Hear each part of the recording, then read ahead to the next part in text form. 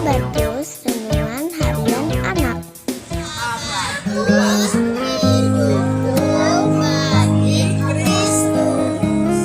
Kami bersyukur saatnya belajar kitab Yehezkiel. Mohon anugerah, belas kasihan, pertolongan-Mu Bapa, supaya kami taat dan menghidupi firman-Mu. Dalam nama Tuhan Yesus kami berdoa bersyukur, amin. Hai anak-anak, kita jumpa lagi dalam renungan kitab Yehezkiel di Habatus. Yuk kita sama-sama buka Yehezkiel 16 ayat 1 sampai 63. Nanti semua ayatnya dibaca ya.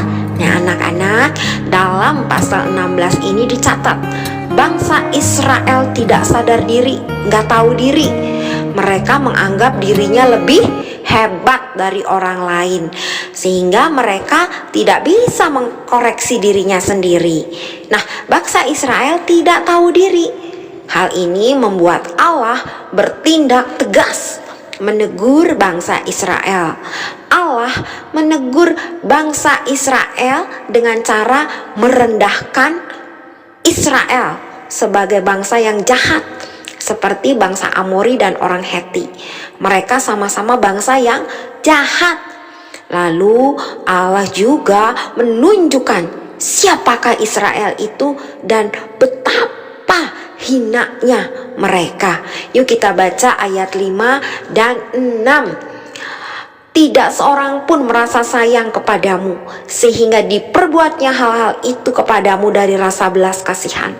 Malahan engkau dibuang ke ladang oleh karena orang pandang enteng kepadamu pada hari lahirmu. Maka aku lalu dari situ, dan kulihat engkau menendang-nendang dengan kakimu sambil berlumuran darah. Dan aku berkata kepadamu, dalam keadaan berlumuran darah itu, engkau harus hidup. Nah anak-anak, karena Allah berbelas kasihanlah Israel ditolong. Israel dikasihi Allah dan menjadi milik Allah. Jadi Allah memberitahu bahwa Israel bisa hidup hanya karena kasih Allah yang besar. Allah begitu mengasihi bangsa Israel. Allah juga mengasihi kamu dan saya. Kalau bukan karena kasih Allah, bangsa Israel tidak ada apa-apanya. Dengan segala kebaikan Allah, sepantasnya lah bangsa Israel tahu diri. Nah anak-anak, bangsa Israel berdosa, tetapi Roma 3 ayat 10 mengatakan tidak ada yang benar, seorang pun tidak. Ketika kamu dan saya merasa diri paling benar, kita pun sama seperti bangsa Israel. Kita menjadi orang-orang yang tidak sadar diri, tidak tahu diri.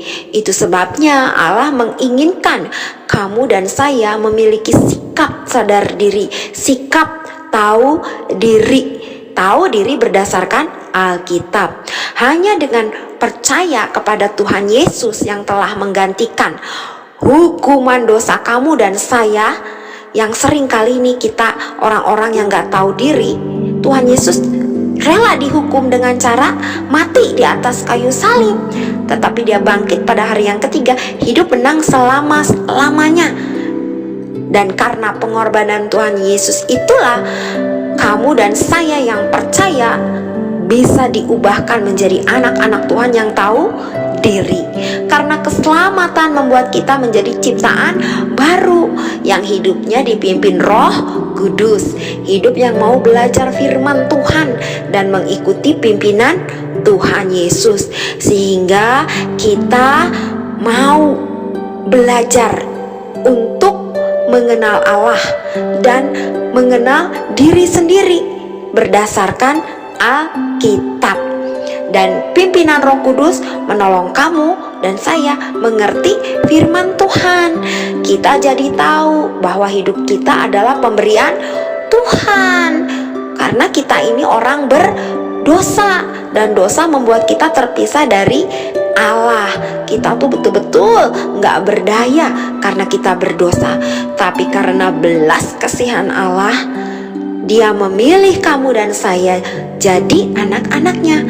Bukan karena kita hebat, keren, tapi hanya karena anugerah Allah yang besar.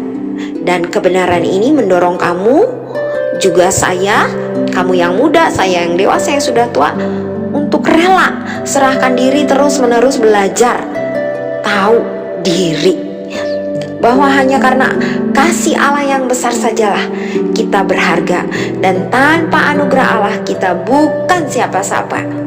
Puji Tuhan.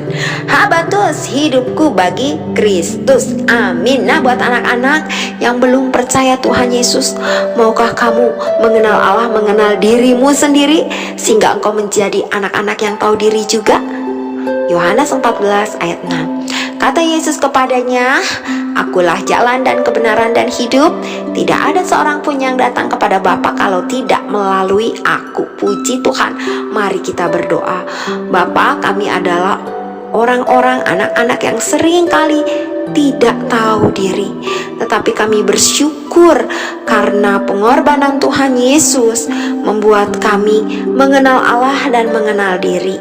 Kami mau serahkan diri sejak kecil sebagai anak-anak Tuhan yang tahu diri, agar kami selalu hidup sesuai dengan firman-Mu dalam pimpinan Roh Kudus-Mu, sehingga hidup kami memuliakan Allah, memberkati sesama, dan diri sendiri pun diberkati. Ampuni jika kami masih sering memberontak terhadap Tuhan.